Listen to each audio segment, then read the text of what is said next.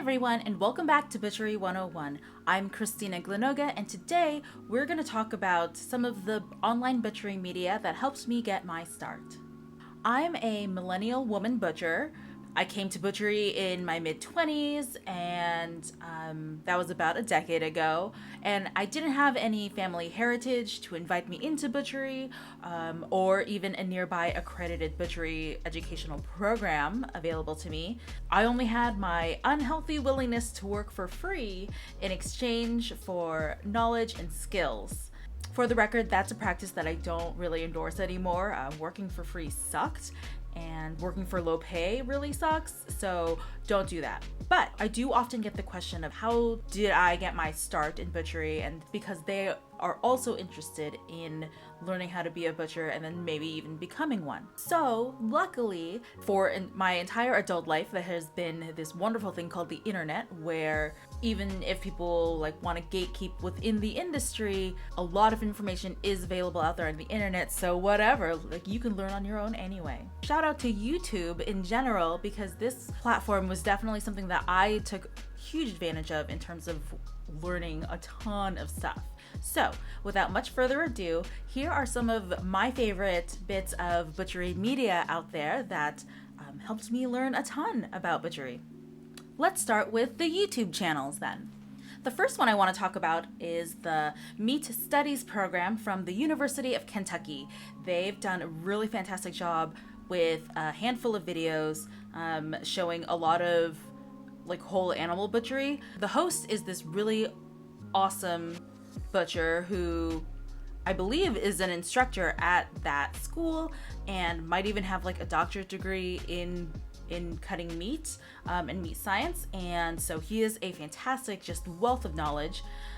They cover lamb, pork, beef, and show a ton of good stuff in terms of where certain muscles come from, and you get to watch him break the whole thing down. It's definitely still geared mostly towards meat professionals, and not even chefs or culinary professionals, but definitely mostly for meat cutters. But still, if you're looking for information for a home cook or a home amateur butcher, it is good stuff, but a lot of it isn't really applicable to your home life. But honestly, the more you know about where the muscles come from and what functions they perform in life, the better your home cooking will be. So you will have to slog through a little bit of stuff that is very industrial information heavy, but the gold that you'll mine from that will be really valuable.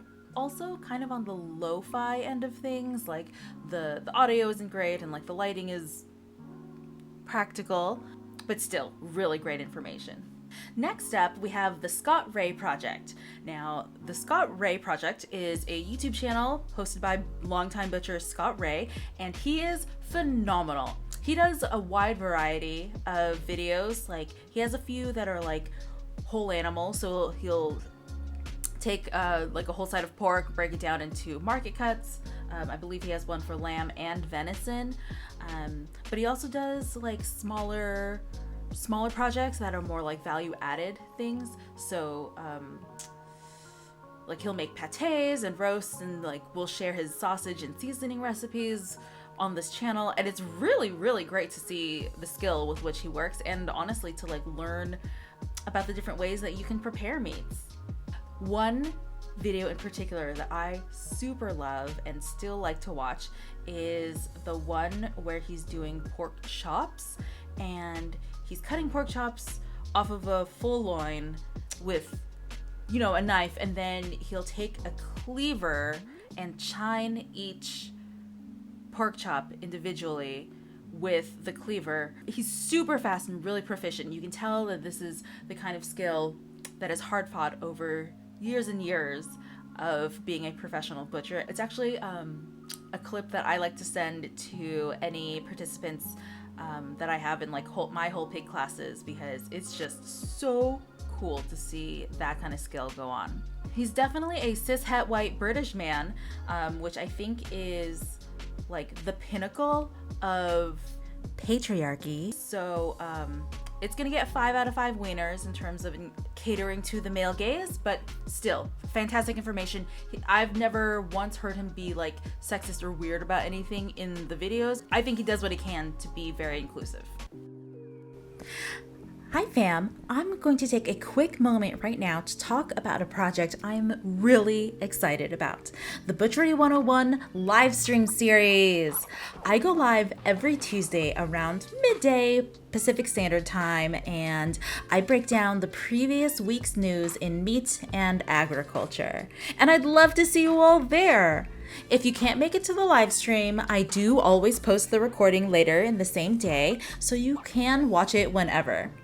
It's super important that as consumers of meat, or anything really, that we try to be as informed as possible. As the great Maya Angelou once said, do the best you can until you know better. Then when you know better, do better. Butchery 101 is literally built upon this foundational wisdom. Plus, it might be hard to believe, but our daily meat eating experience is greatly affected by tons of factors out there in the world. And those change pretty much day to day. That's why I'd like to take some time once a week to talk about the current events in the meat world. Sometimes I'll be able to draw a clear through line from these obscure events to your own dinner table, and sometimes we'll just be talking about the meat events to keep up with what's going on out there. This week we did a rundown of the still developing Belcampo meat fraud scandal and covered why we should believe the whistleblowers.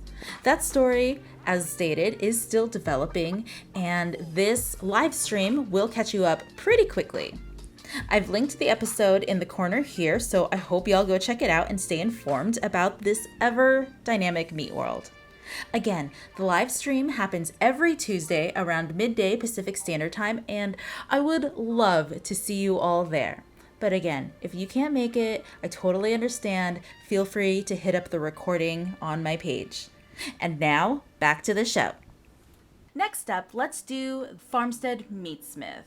I think Farmstead Meatsmith as a business and an entity is really wonderful, and also full disclosure, I did end up interning for them briefly one summer, and then also got the opportunity to take classes, and my whole experience with them has been really wonderful.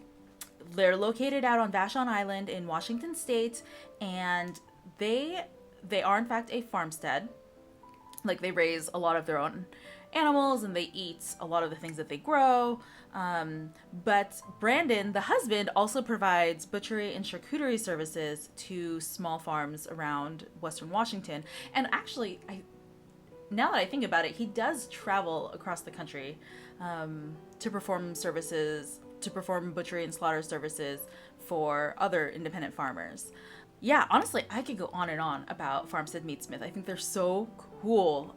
I can't remember what they met in college, and one of them is like, Brandon, the husband, he has a degree in like English, like Renaissance English literature, hence like the wordsmithery that would come up with a term like Farmstead Meatsmith. I think it was so cool and academic and fun. And then his wife Lauren is she also has a master's degree, I believe, and she is brilliant herself. And it's really awesome because I got to work with them pretty closely because when I was an intern, and there's a lot of attention in the meat world and the farming world and farmsteading world on the husband, on the male farmer. If there is a duo of a man and a woman, there's a lot of attention paid to the man in the situation. And so like Brandon gets a lot of attention for the amount of expertise that he brings to the table and how skilled he is and how hardworking he is. And I get it because like truly he is a hero of mine. But I got to work with Lauren on a couple projects directly, and let me just tell you, that lady is a bad bitch. I adore her.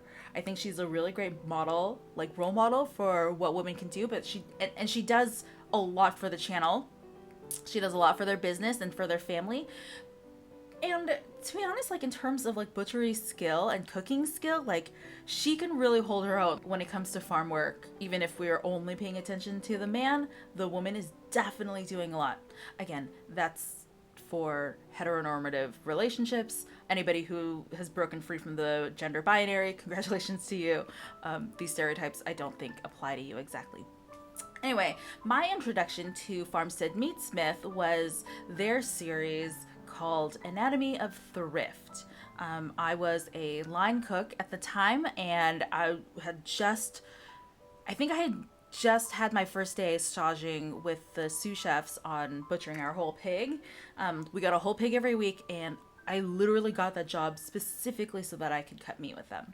One of my coworkers was friends with the filmmaker who made this series, and he was like, hey, you should check out these guys. And the aesthetic is so beautiful. It's definitely like peak mid-2000s idealistic farm to table independent farmer aesthetic, like a return to the rural utopia, or an attempt to do so anyway. I loved it. I ate it up. It was so glorious and beautiful, and just from a filmmaking perspective and a storytelling perspective, they did a fantastic job. So it's really fun and easy to watch. There are, I think, 4 episodes, and then there's like a Kickstarter video out there that particular filmmaker made for them.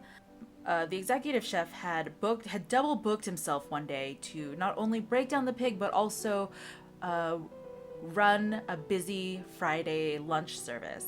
He would not have realistically had time to do both. So anyway, long story short, I ended up with a whole pig in front of me with 0 supervision and 0 guidance on how to do it, and luckily I had obsessively been watching Farmstead Meatsmith videos, the pig breakdown one in particular, and because of that I was able to go through the motions that I had learned from this video and use them on the 2 sides of pork that were in front of me, and got them into subprimals and got them into the fridge and got that whole pig butchered down.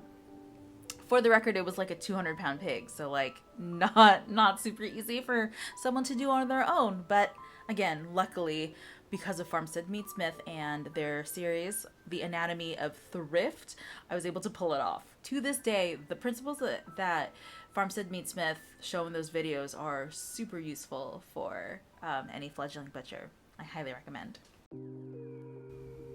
Well, that's it for today's episode.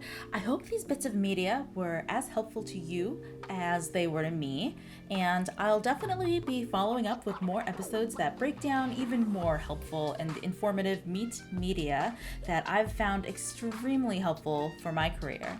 So please hit subscribe so you don't miss any of it. Also, if you found this at all helpful and found some value in this video at all, please do me a solid and pop a quick like on the video and leave me a comment if you end up watching any of them, or if you have any recommendations for me. I would love to hear your thoughts about any of these videos, this video, and any recommendations that you found to be super useful and informative in your learning journey. Huge thanks to the Patreons who helped make this happen. Thanks so much to y'all for tuning in today, and I hope y'all have a safe and wonderful week. See y'all next Tuesday for live stream. Bye.